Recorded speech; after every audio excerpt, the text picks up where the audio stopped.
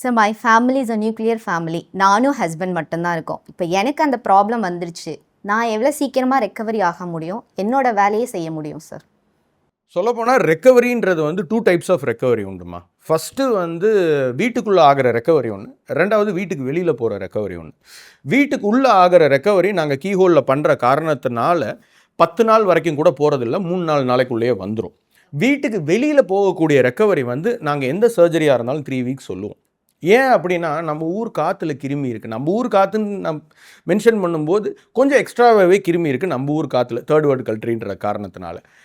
மற்றபடி வேறு எந்த ரீசனும் கிடையாது வீட்டை விட்டு வெளியே போகக்கூடாது அந்த 3 weeks. So coming to the first part, வீட்டுக்குள்ளே மொபிலைசேஷன்.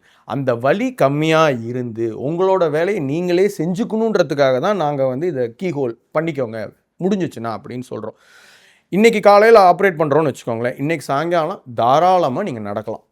முன்னெல்லாம் வந்து ஸ்பைனில் ட்ரீட்மெண்ட் பண்ணுறோம் அப்படின்னா வந்து யூரின் போகிறதுக்கு டியூப் போட்டிருப்பாங்க, பெட்டில் 3 நாள் இருக்கணும்பாங்க. இப்போ அந்த சினாரியோலாம் கிடையாது.